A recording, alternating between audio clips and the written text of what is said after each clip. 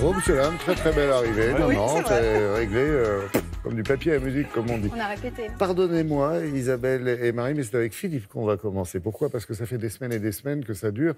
On nous abreuve d'informations sur les nouveautés côté jardin, effectivement, tout ça au cœur d'expositions, de manifestations les plus diverses et de salons, dont le dernier que vous avez visité. À Nantes, mais il y a eu aussi Marseille, il y a eu aussi Lyon. Toutes les grandes de France, les villes de France ont dédié une partie de sa période à des végétaux, Et des tendances. Oui, pourtant, en fait, l'été, c'est pas là où on jardine le plus. Non, mais c'est un salon uniquement réservé aux professionnels. Mais on a pu y rentrer pour voir quelles sont les tendances automnales ou hivernales ou même pour le printemps prochain. Ah, c'est comme pour la mode et comme avec Isabelle, on parle toujours de la saison d'après, etc. On anticipe. Il y a des couleurs phares, il y a des formes phares, il y a des tendances au niveau du végétal, plus design, plus discret, plus résistant aux parasites, aux maladies, c'est ce qu'on remarque.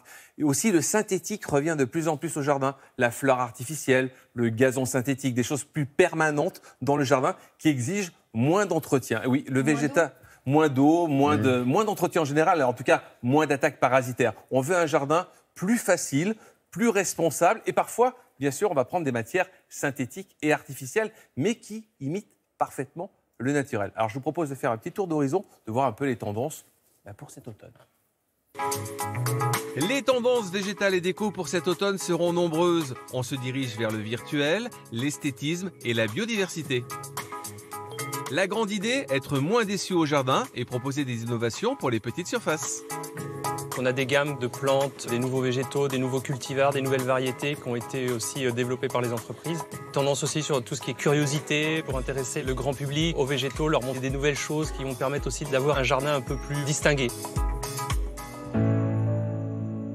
Le cabinet de curiosité botanique, c'est de mettre en lien, mettre en résonance, en histoire, à la fois des objets qui viennent du passé, des objets anciens, des objets particuliers et des espèces botaniques qui vont être dans le même thème. Donc, par exemple, on va avoir des objets qui vont parler des fonds marins pour valoriser des plantes de bord de mer.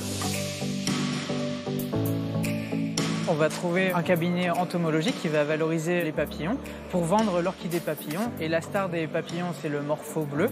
Donc on va vendre de l'orchidée papillon bleu qu'on peut retrouver aussi en jardinerie.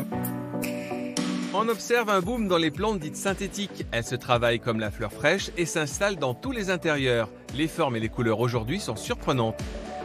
Original aussi, vous allez pouvoir visiter virtuellement des jardins dans tous les styles et situations. Et lorsqu'une plante vous plaît, vous n'avez plus qu'à l'acheter et à la mettre en scène dans votre propre jardin.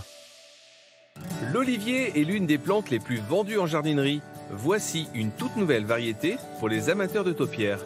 On a créé une nouveauté, on a fait un olivier plateau, plus de boules. Et ça change un peu de l'olivier classique, on dirait en plateau. Cet olivier, on le taille une fois par mois quand c'est la période de croissance. Ça veut dire des mois de mars jusqu'au mois de juin. La gamme des plantes sobres en eau, notamment avec les Dipladenia, s'agrandit. On trouve des variétés très colorées et encore plus résistantes.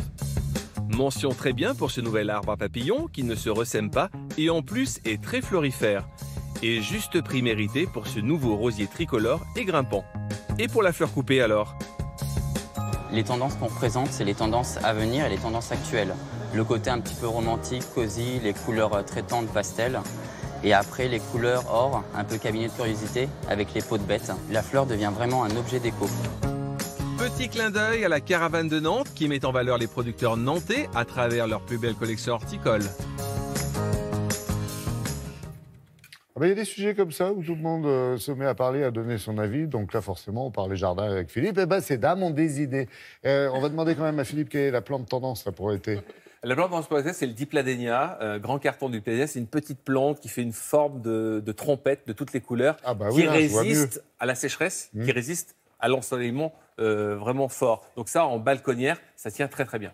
On parle des plantes d'intérieur quand même. Plantes d'intérieur, des plantes plutôt originales, genre palmiers. Tous les palmiers reviennent en force en intérieur, donc les palmiers dits d'intérieur. Et puis le ficus aussi, taillé sous toutes ses formes, qui revient en force pour cet automne. Les ficus avec leur taux de mortalité légendaire, c'est oui, terrible. mais il faut les tourner régulièrement, il faut bien le choisir, et puis il faut l'arroser une fois toutes les 3 semaines. Oui, et puis il faut leur parler, tout simplement. On a toujours besoin d'un paysagiste pour faire son jardin aujourd'hui. Vous avez vu dans le reportage, parce qu'il y a tellement de conseils maintenant. Le net et le virtuel, ça va prendre le pas sur le jardin. Là, vous visitez un jardin en virtuel, vous l'avez vu, et puis vous allez cliquer sur la plante qui vous plaît et la mettre ensemble, et surtout en scène, avec d'autres plantes. Par exemple, si vous avez un jardin à l'ombre, en plein soleil, de type calcaire. Voilà, donc vous allez aussi prendre des bonnes idées pour créer, sans forcément un conseil, mais avec de vrais conseils et une mise en scène qui vous est offerte sur Internet.